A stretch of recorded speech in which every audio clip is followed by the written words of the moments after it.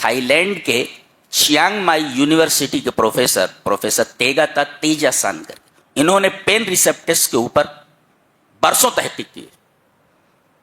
Pain receptors میں درد کے جو آخذیں ہیں، یہ درد محسوس کون کرتا ہے؟ جی کون سی چیز ہے بدن انسانی میں جو درد کو محسوس کرتی ہے، جس کو پین ریسپٹر کہتے ہیں، پین کو ریسیو کرنے والا. انہوں نے درد کے آخذوں پر، یہ جو چیانگ مائی یونیورسٹی کے پروفیسر تھے، انہوں نے برسوں درد کے آخذوں کے اوپر، پین ریسپٹرس کے اوپر تحقیق کی. اور آپ کو معلوم ہے کہ بدن انسانی میں جو یہ جلد ہے، یہ جو کھال ہے، یہ سب سے زیادہ وسیع جز ہے جو پورے بدن انسانی کو ڈھکے ہوئے ہے. جیسے چادر سے کسی چیز کو ڈھک دیا جائے تو یہ انسانی جلد بالکل چادر کی طرح ہے جو پورے بدن انسانی کو ڈھکے ہوئے. ایون یہ ناخن، یہ بال اسی جلد کے زائدے ہیں، جلد کے زائدے ہیں. اور سب سے بڑا جز بدن کا یہی جلد ہے. اللہ تبارک و تعالیٰ نے اسی جلد کا ذکر فرمایا ہے جو انسانی بدن کا سب سے بڑا جز ہے. یہ جب پک جائے گا تو ہم دوسری کھال لگا دیں گے. اچھا، آپ لوگ تو مجھ سے زیادہ جانتے ہیں، ڈاکٹرز وغیرہ ہیں، بڑے بڑے ڈاکٹر یہاں موجود ہیں. کہتے ہیں کہ وہ جو یہ جلد ہے اس کی 3 تہیں ہوتی ہیں. اگر یہ تینوں تہیں جل جائیں پھر درد کا احساس بند ہو جاتا ہے. پروفیسر جب اس نقطے پر پہنچا، ایمان لے آیا، اور اس نے ریاض میں ہونے والی 8ویں طبی کانفرنس میں اس نے اپنے اسلام کا اعلان کر دیا. یہ چیانگ مائی یونیورسٹی کے پروفیسر ہیں، درد کے آخذوں پر تحقیق کرنے والے. اللہ تبارک تعالیٰ نے ایک آیت کی وجہ سے انہیں ہدایت دے دی. ہدایت کی کتاب ہے یہ قرآن حکیم. دیکھو، ایک چیز کے اوپر تحقیق کر رہا ہے وہ، اور تحقیق کرتے کرتے وہیں پہنچا جہاں قرآن نے رہنمائی کی تھی اس کی. اس لیے کہ قرآن ہدایت ہے، رہنمائی کی، کہ جس چیز کے اوپر تحقیق کر رہا ہے تیری تحقیق کا منتہا یہی ہے. تو جاننا چاہتا ہے کہ درد کے آخذیں کون ہیں؟ یہ جلد ہی ہیں. جی، اگر یہ تینوں لیئرز، تینوں تہیں اگر جل جائے پھر درد محسوس نہیں ہوتا آدمی کو.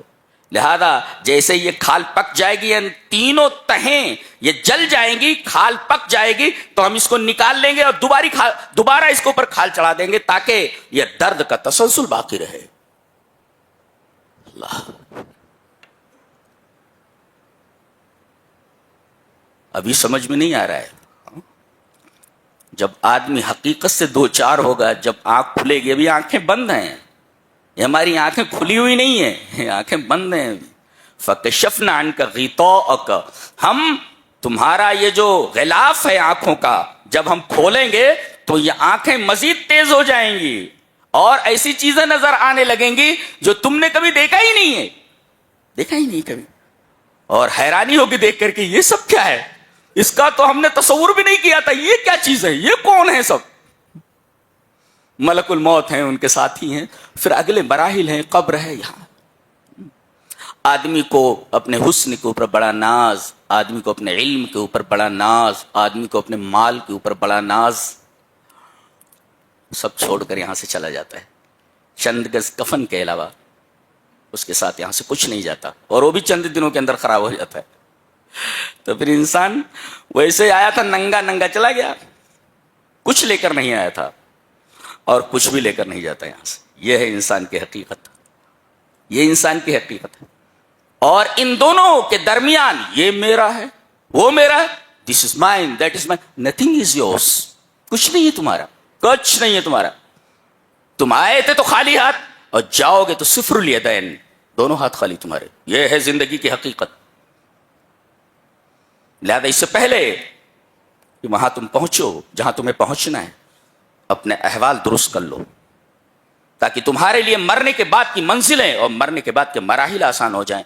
ورنہ اگر پھنس گئے تو یہ ناکامی ہمیشہ کی ناکامی ہے. اور اس سے بڑا بدبخت کون ہو سکتا ہے جس کے ہاتھ میں ہمیشہ کی ناکامی آ جائے، ہمیشہ کی نامرادی آ جائے. لہذا اللہ تبارک تعالیٰ سے جڑو. زندگی کے ایک ایک لمحے کا حساب لیا جانے والا ہے. میں نے بتایا تھا کہ لوہے کو کلو سے تولا جاتا ہے. بیان کیا تھا میں نے. سبزیوں کو اور پھلوں کو کلو گرام سے تولا جاتا ہے, اسے ٹن سے تولا جاتا ہے, لوہے کو اسے کلو گرام سے, اور سونے کو گرام سے. لیکن ایک چیز ایسی ہے اللہ تبارک تعالیٰ کے ہاں جسے ذرے سے تولا جاتا ہے, فبالذرہ, یہ انسان کے اعمال ہیں. اب اللہ ذرے سے تولنے پر آ جائے اگر انسان کے اعمال کو, تو انسان کی کیا حالت ہوگی, اندازہ لگائیے. ان اللہ لا یظلم مثقال ذرہ, فرمایا گیا فمن یعمل مثقال ذرۃ خیرا یرہ ومن یعمل مثقال ذرۃ شرا یرہ. آدمی نے اگر ذرہ برابر بھلائی کی ہے وہ بھی دیکھ لے گا, اور ذرہ برابر برائی کی ہوگی وہ بھی اس کے سامنے آ جائے گی. اور کیا کہا جا سکتا ہے, بس اتنا کہا جا سکتا ہے کہ اللہ ہمارے احوال درست کرے اور ہمیں جہنم سے بچا کر جنت میں داخل کر دے. وآخر دعوانا الحمد للہ رب العالمین.